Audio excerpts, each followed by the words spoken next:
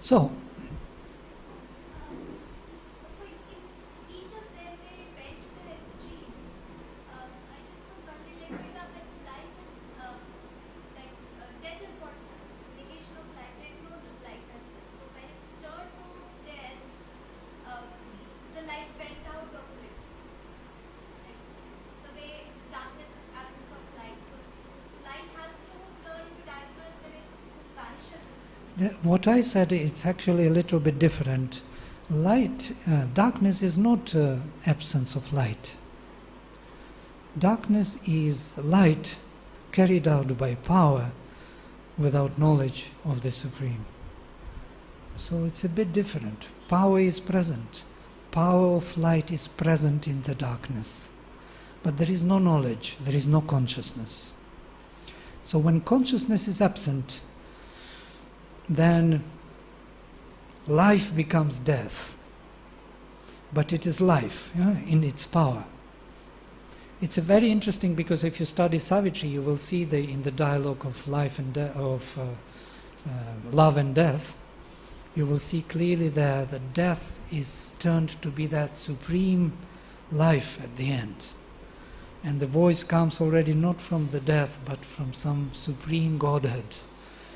So it's only a representative of that supreme without himself knowing himself. He lost his self-awareness for the sake of, again, manifesting himself in detail to become another.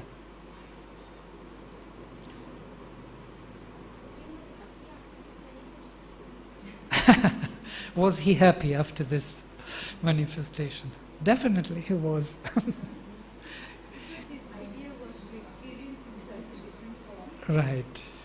And he had to create that. He wanted to be free. Right. Therefore, the teachers themselves from the Supreme. And therefore, the opposite. Yes. Yes. Madhek comments on this. She says that actually these supreme emanations were given full freedom to manifest. So they were so identified with the Supreme that they thought that they were the Supreme. And in that separation from other elements or other powers of the Supreme, they gradually fell into their opposites. Was this intended by the Supreme? This is another question. Was it intended by him? In the divine utility, most probably everything is foreseen, most probably.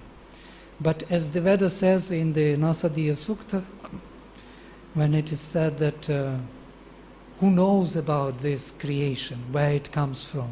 Gods came later. Only he knows, Adhyaksha, who is on the highest heaven. Only he can say about it. But maybe even he doesn't know. So in a way, he doesn't know in that level where he is denied, or he is, because he is not there, so to say, with his awareness. In the darkest night, in the supreme inconscient, he is not aware of himself. But it is still him. It is his power without his awareness.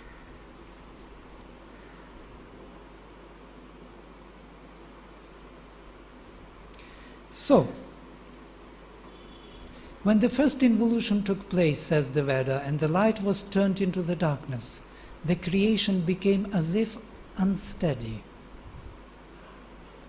It could not sustain itself. Adhruvam iva, shithilam iva, adhruvam iva, says Taittiriya.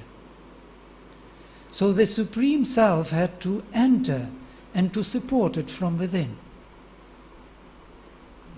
When he entered, as the Veda says, himself by himself, Atmanatmanam abhisamvidesha, the creation became steady.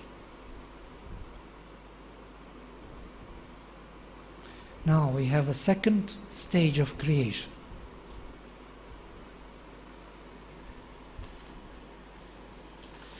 There are comparable lines in Savitri also.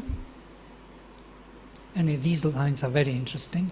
When all was plunged in the negating void, Non-being's night could never have been saved if being had not plunged into the dark. Now, what is interesting here, the question is why this non-being's night should be saved. Could never have been saved. It implies that it should be saved. Non-being's night should be saved, and it would never would be saved if that being would not plunge into the dark. So this separation of himself from himself had to be saved, secured, for certain process of evolution following, which will give him that he wanted from the beginning. To become another, to experience himself in unity, to see himself in these infinite qualities and details spelled out in time and space. So the non-being's night had to be saved, and for that purpose he plunged into the dark. In the mother's story, in order to repair the fall of the first emanations, the Supreme Mother Aditi delegated out of herself the force of love, which has plunged into the darkness of the first creation. In the Vedas it is Agni, the divine will, the first avatar, who lay down and hid himself within the darkness, the immortal among mortals. It is because of his presence that everyone is evolving, seeking after the higher knowledge of the Supreme. Actually, when I say here Agni, actually it is not so, we will look into it. Agni is also that identification. It is the sun, Vivasvat, hidden sun within the manifestation from which Agni is rising. Agni is the flame of that hidden sun. This is the picture of that avatar, first avatar, which plunged into the darkness, sketched by the mother and given by and drawn by Huta. When mother first came down into the darkness in the deepest inconscient, he met this avatar, and she says, for the first time this being has opened its eyes and looked at her. So at the bottom of this darkness there is the Supreme Divine, and because of that divine everything is evolving and seeking the Supreme out of the darkness.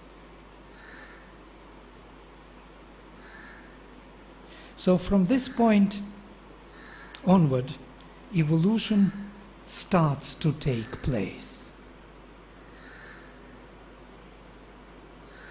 A soul of the divine is here, slowly awakening out of its involution and concealment in the material inconscience.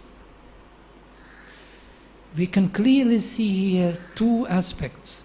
One is inconscience, material, the result of the first creation, and someone there which is evolving out of it.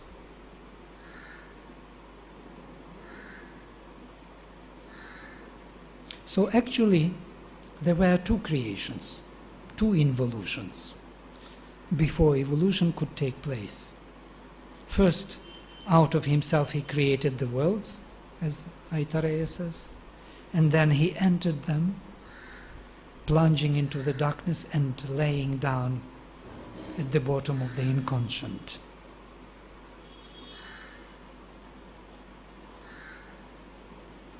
He sleeps in the atom and the burning star. He sleeps in man and God and beast and stone.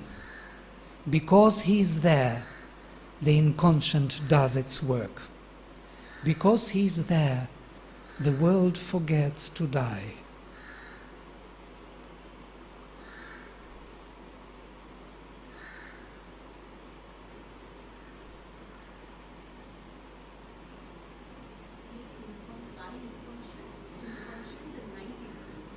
Yes.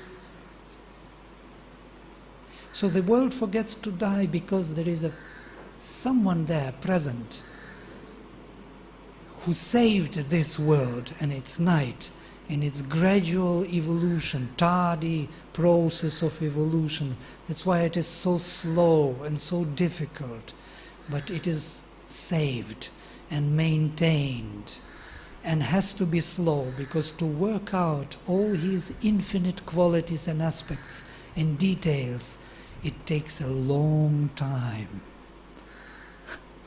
It is not a miracle of the imagination. He wanted to become many in a real sense, not as a Leela of some kind, playing with his toys, thinking that these toys will represent him. No, it is he himself who is working out those aspects by this evolution. What if there was no, that second creation was not there was no plunging? What would this world have been like? What would be? That would not be. It could not sustain itself. It wasn't. It was not. And because it is not, it could not be. So it would just vanish.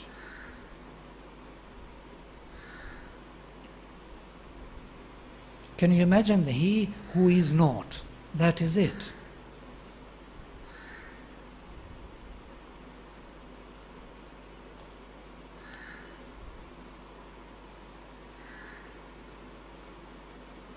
So, a very interesting passage which explains these two processes in Sri Aurobindo's Evolutionary Theory.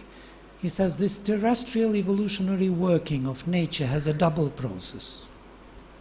There is an outward visible process of physical evolution, with birth as its machinery. For each evolved form of body, housing its own evolved power of consciousness, is maintained and kept in continuity by heredity. Genotype. Genome. Genes we are passing, that's why progeny is so important. What is passed to the future is exactly this. The uninterrupted process of the physical evolution of the body, of mind and vital. Vital and mind are parts of consciousness of this process of outward visible process of physical evolution. They have to be, so to say, coded or recorded and passed forward by heredity. There is, at the same time, an invisible process of soul evolution, with rebirth into ascending grades of form and consciousness as its machinery. Rebirth. The soul comes, takes the body, lives, and leaves the body. And then again comes, takes the body, like plunging into the material, and then goes out, and then again plunging. So every time soul comes, it is creating an instrument for itself, which is evolving in an uninterrupted linear way, and this contribution of the soul in this time will be met by this very soul in some other time. And many souls plunge and develop this body, and this genotype is going into the future. So I can say basically that my grandchildren, my grandchild will be me. So basically now I am contributing to my own embodiment in the better instrument which I am now contributing will be met by me in the future. Can you imagine this?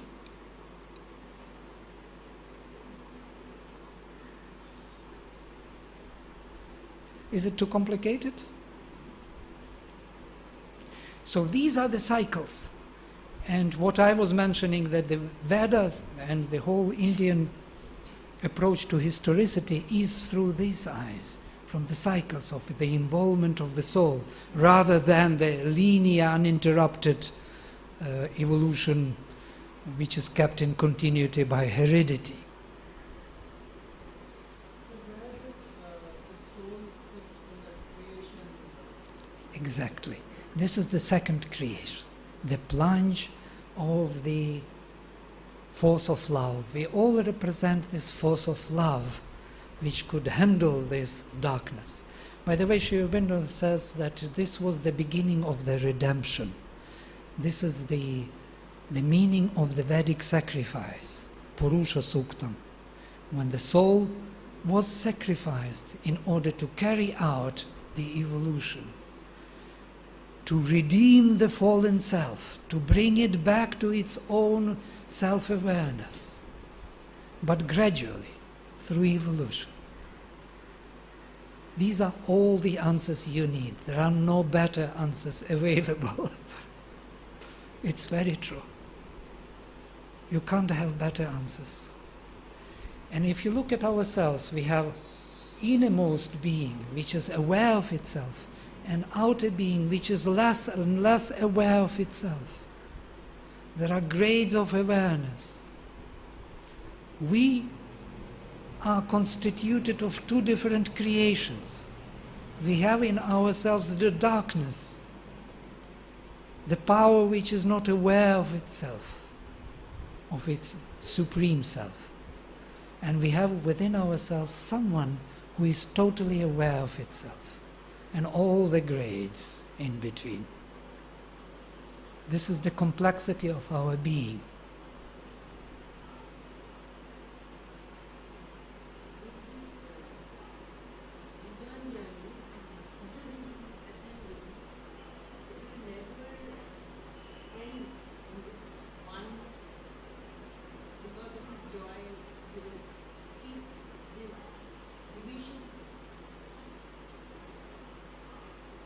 Most probably we will never end.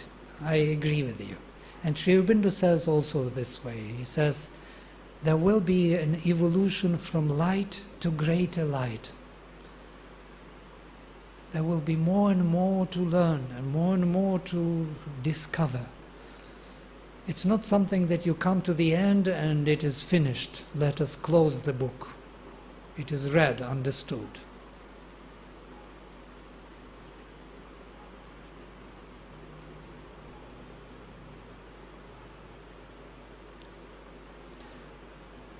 Now, in more philosophical terms, maybe it is also important to show you this double creation.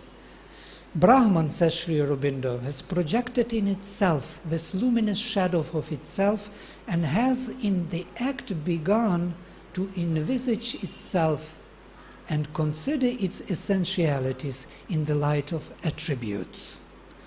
This is the same explanation only in the philosophical language. Details. He who is existence, consciousness, bliss, envisages himself as existent, conscious, blissful.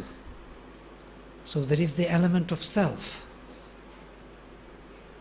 From that moment, phenomenal manifestation becomes inevitable. The unqualified chooses to regard himself as qualified. The one becomes the many. It's a very good philosophical explanation of the same process of which I was showing in mythological language. So Brahman, these are the levels of Brahman.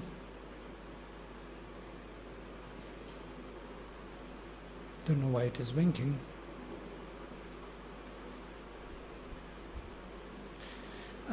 So we have Sat, Chit, Ananda, Vijnana, Manas, Prana and Anna.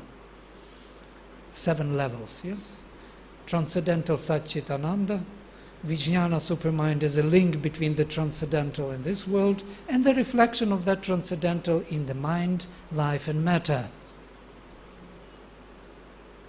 We have also Atman self, Sat Purusha, Chaitanya Purusha, Anandamaya Purusha, Vijnanamaya Purusha, Manomaya Purusha, Pranamaya Purusha, Annamaya Purusha.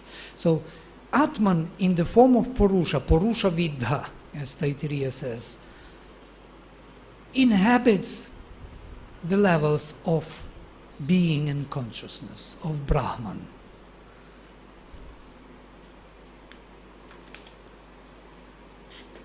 Atman, the self, says Sri Aurobindo, represents itself differently in the sevenfold movement of nature according to the dominant principle of the consciousness in the individual being.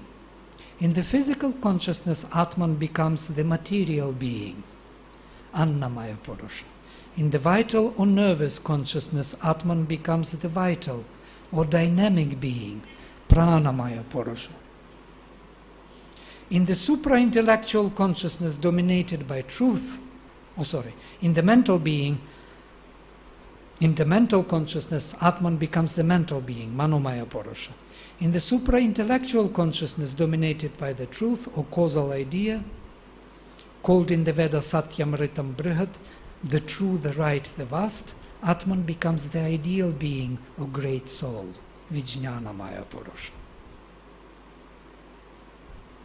In the consciousness proper to the universal beatitude, Atman becomes the all-blissful being or all-enjoying and all-productive soul, Anandamaya Purusha. Now listen to this.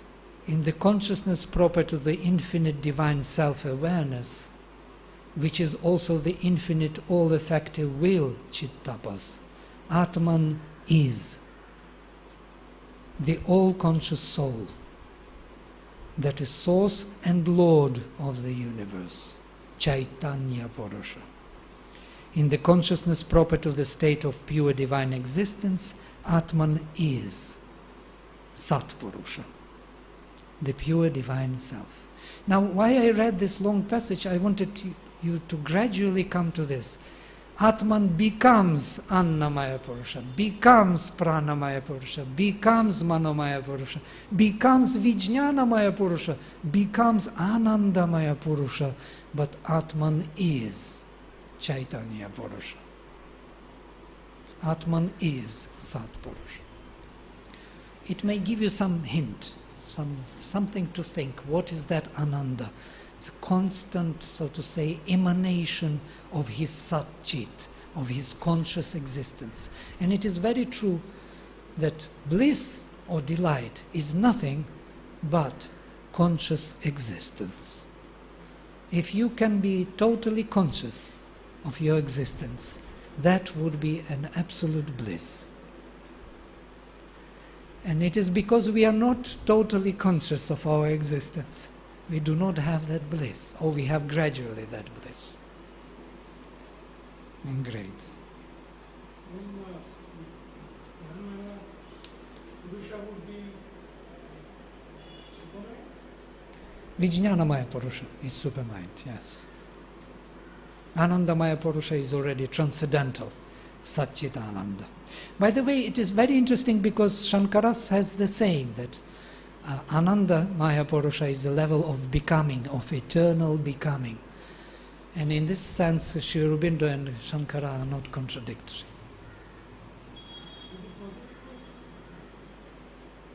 visualize the psychic somewhere? Psychic is the Anandamaya Purusha's projection.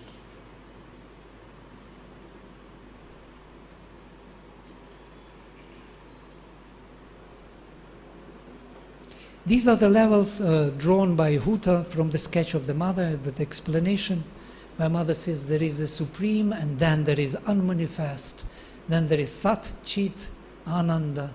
You see the colors, pure white, pure silver, pure pink. It's not very clear here. Then supermind, pure golden color. And then there are overmental, intuitive mind, the grades from the supermind down to the mind, illumined mind, higher mind, mind, vital, physical, and inconscient.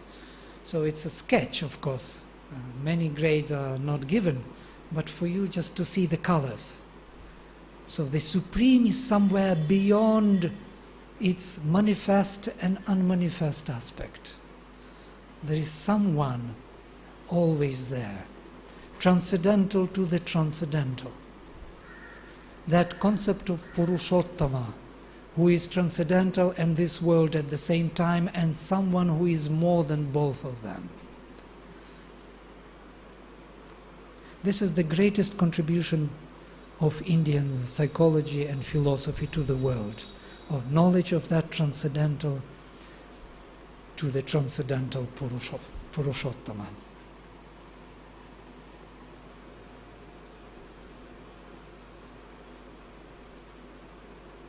Now we are coming to pure psychology. The true being may be realized in one or both of two aspects, the self or Atman and the soul or Antaratman, psychic being, Chaitya Purusha. I'm quoting from Sri Aurobindo. The difference is that one is felt as universal, the other as individual, supporting the mind, life and body. Here we have the split again onto the transcendental and this involved.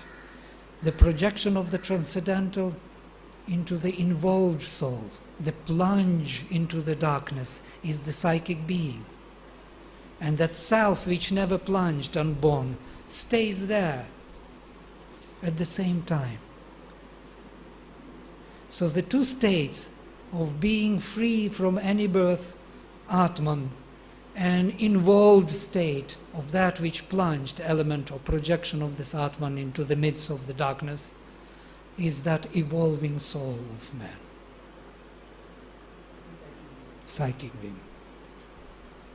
When one first realizes the Atman, one feels it separate from all things, transcendental, existing in itself and detached, has nothing to do with this world. It is transcendental to this world. When one realizes the psychic being, it is not like that. For this brings the sense of union with the divine and dependence upon it, and soul consecration to the divine alone, and the power to change the nature and discover the true mental, the true vital, and the true physical being in oneself. This is the purpose of the psychic, to discover the true mental, the true vital, and the true physical. That means to give it manifestation. Both realizations are necessary for this yoga. He speaks about his yoga, integral yoga. Both realizations of that unborn self, transcendental, which is known as, many people have as separation Purusha from Prakriti, or nirvanic experience, realization of nirvana, silence, silent Brahman, static Brahman, and this realization of the soul, of the psychic being within, in the midst of creation. When these both are realized, one is above the head, as Sri Aurobindo says, and the other is within the heart, these two beloved ones. One loves the Supreme which is above, and the Supreme above loves the one who is involved, and there are constant relations and exchange. Bhakti is that aspect. Yes, bhakti is that aspect. The love of the involved one to that one who is always pure and free, and seeking its manifestation. Not only its transcendental existence, but also in the midst here, among things.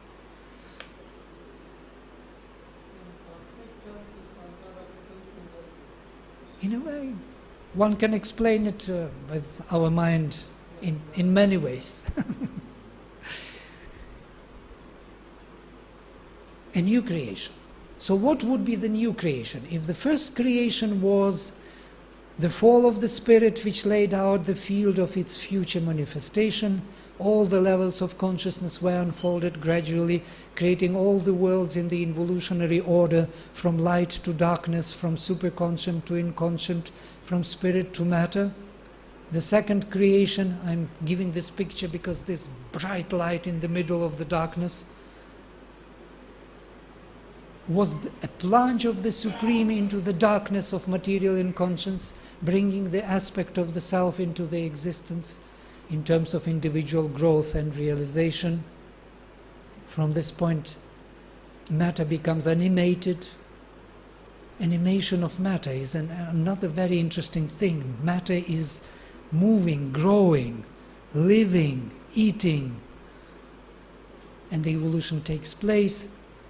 It goes on till the psychic being is fully individualized and formed, and the instruments of its expression, body, life and mind, are fully developed to embody the spirit.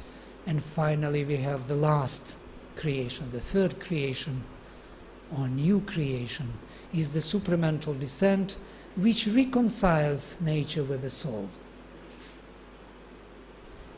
enthrones the psychic being as the Lord of creation and gives it direct access to the higher realms of being and consciousness, establishing the law of the spirit in the whole nature. Now, there is a constant contradiction between the spirit, or this psychic being, and the nature we have. Our nature is of different nature than the nature of the psychic being. This contradiction cannot be reconciled easily. It requires another dimension, the supramental touch. And that's what Sri Aurobindo did all his life. He tried to bring supramental down in order to reconcile between the nature and the soul, to make the nature the flexible instrument of the soul. Why we have to die? Why we have to drop this body? Because it's not flexible enough. It is not responding flexibly enough to the soul. That's why it has to be dropped. But when the supramental touch will be there in the nature, this body will become flexible enough. Now, how he proposed to go on with this? Yeah. You wanted to say? Why is it a descent and not an ascent? It is both, actually. It is maybe a wrong word. I was looking at this word and I was thinking I have to replace it. But the supramental descent is definitely the descent, but there is at the same time the ascent of the whole being which is involved to the supramental heights. So it's like a movement from both sides. Now I will show you how Sri Aurobindo proposes to go about it. There are different statuses of divine consciousness, says Sri Aurobindo: individual, universal and transcendental. There are also different statuses of transformation. First is the psychic transformation, in which all is in contact with the divine through the individual psychic consciousness. That which plunged into the darkness. Through that there has to be the contact with the divine. It is representative of the divine. Only through that, here in this manifestation, we can have first contact. Second, next is the spiritual transformation, in which all is merged in the divine, in the cosmic consciousness. No more individual, it grows into the cosmic vasts. It sees the divine everywhere. And the third is the supramental transformation, in which all becomes supramentalized in the divine Gnostic consciousness. Now I will give you some quotations from him. What are these three transformations? And it will be the end of the presentation. The psychic transformation.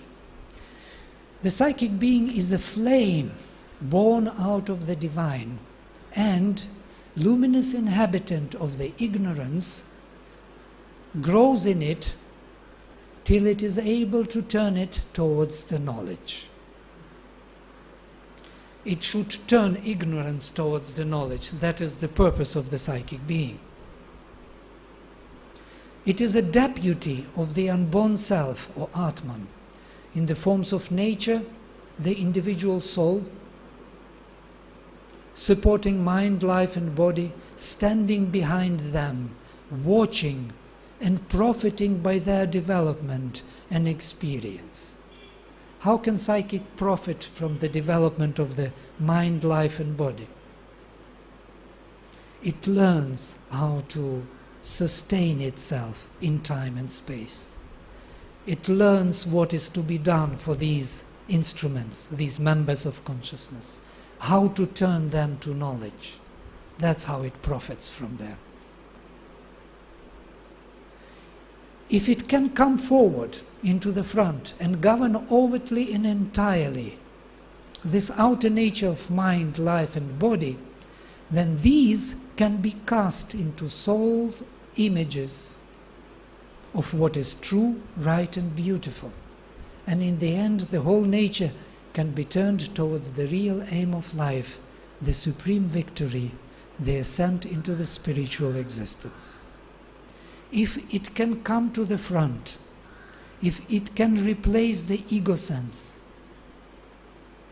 then it can turn all these outer beings towards what is known as true, right and beautiful. It can transform nature.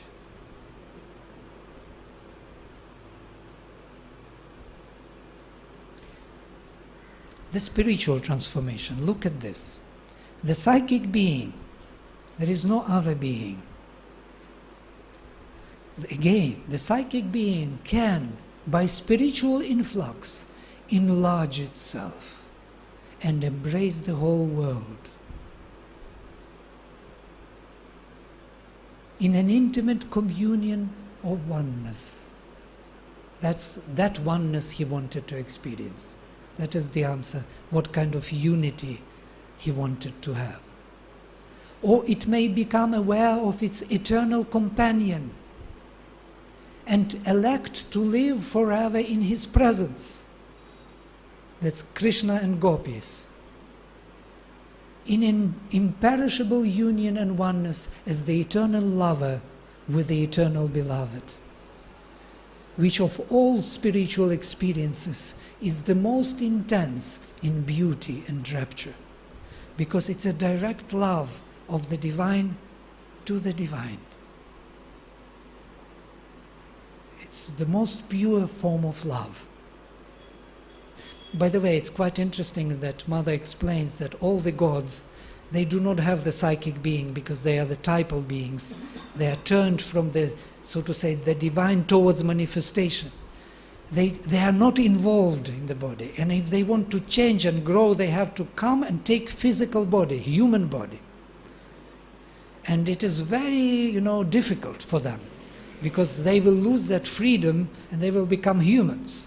So they prefer to stay there and to experience partially through man that delight which man has only.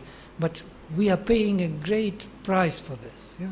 We are much stronger beings than even the gods, because we dared to plunge into the darkness and take on ourselves this sacrifice. So there is a description in the agenda where Mother gives her psychic being to try to Durga, who was often coming to her and was very proud and very powerful. And she gave her to try how it feels to have the psychic being. And when Durga tried it, she was completely taken by it. She said, from now on, I am a bhakta of the Supreme. She wanted to have that love, that experience of love is not available for the gods. Just to tell you this interesting insight. So, the most intense in beauty and rapture.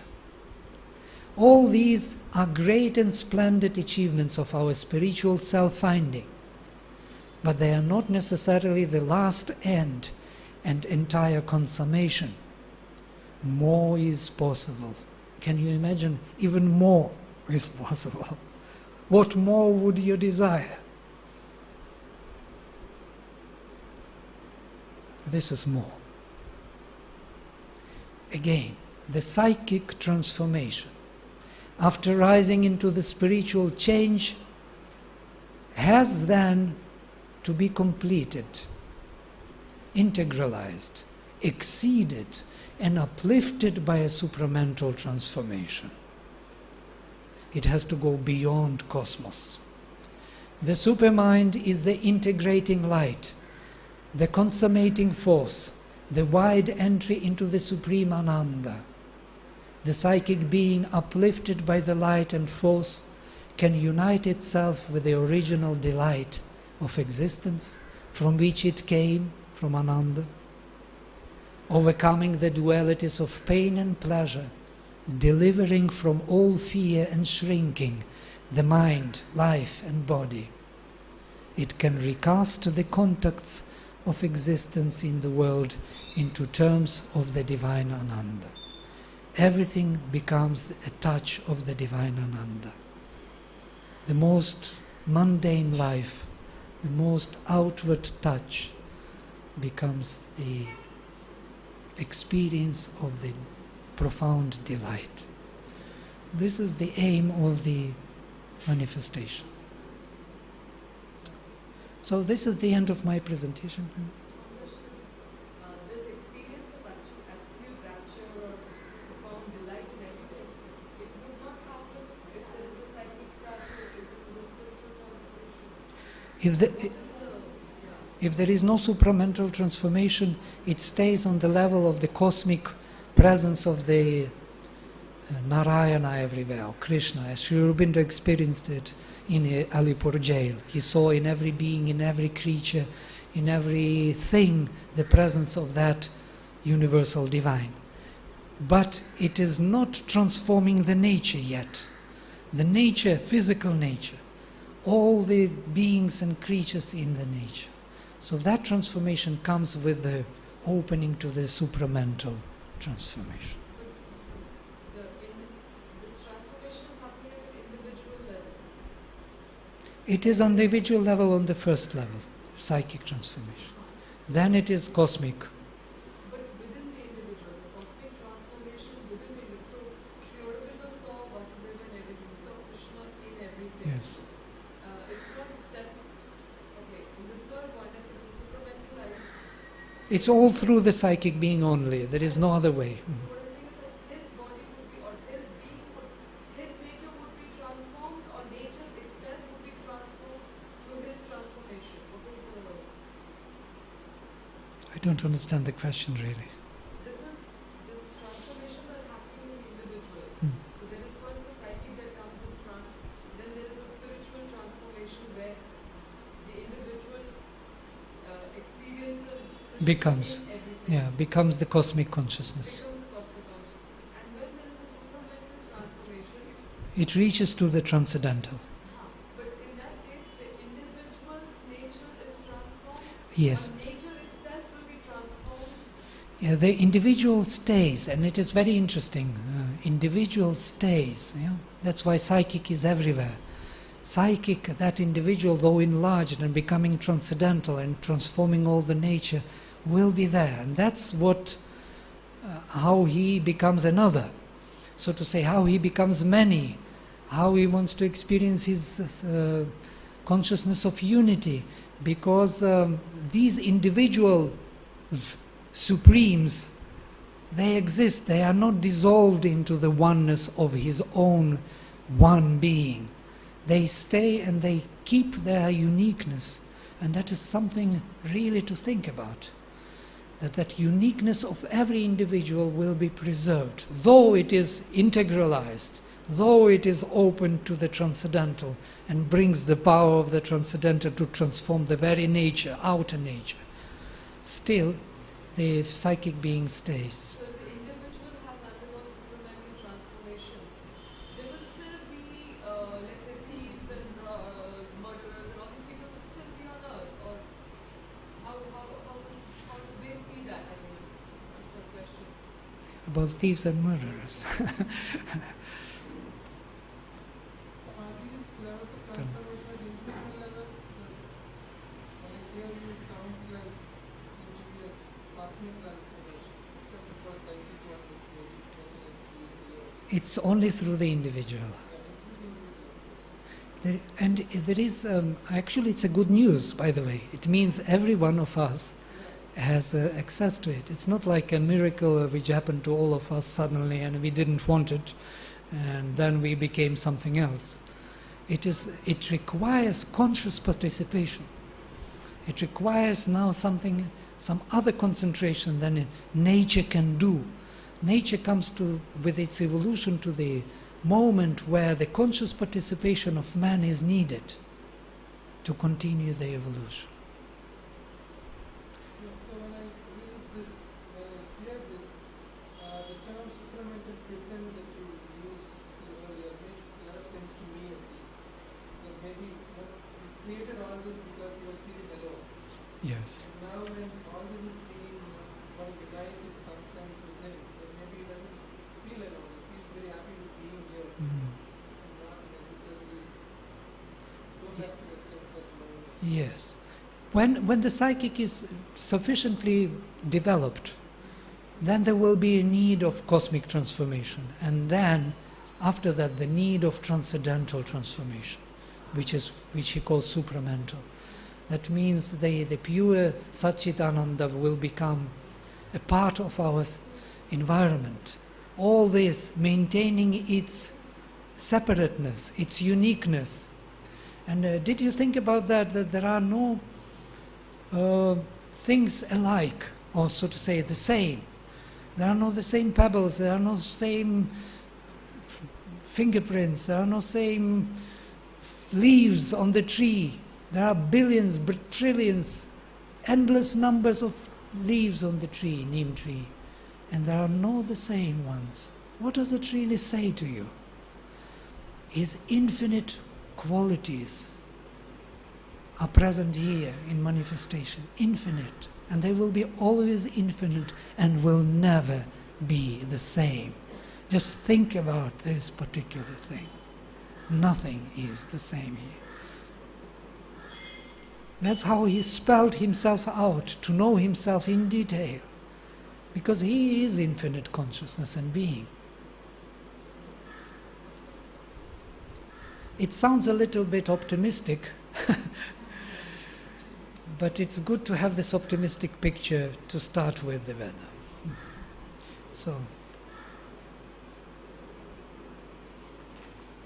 we end now?